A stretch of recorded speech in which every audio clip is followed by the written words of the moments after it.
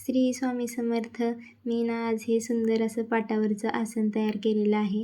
तर तुम्ही पाहू शकता की पाटावर टाकल्यानंतर ते किती सुंदर दिसत आहे. तुम्ही याचा उपयोग ना पूजेची मांडणी करण्यासाठी किंवा तुमच्या देवघरातसुद्धा याचा वापर करू शकता, कारण हा ब्लाऊज पीसचा नवीन कपडा वापरण्यात आलेला आहे.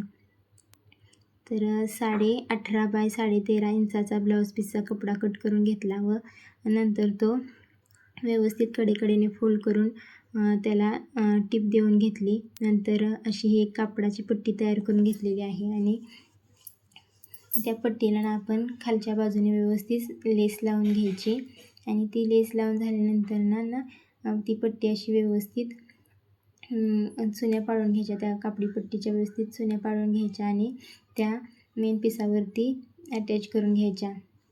पूर्ण प्लेट्स पाडून झाल्यानंतर ना एक लेस घ्यायची आणि ती वरच्या बाजूने व्यवस्थित अशी जिथे चुने पाडले आहेत तिथे लावून घ्यायची. तर तुम्ही पाहू शकता हे सुंदर आसन किती छान दिसत आहे. तर तुम्ही पण नक्की ट्राय करा.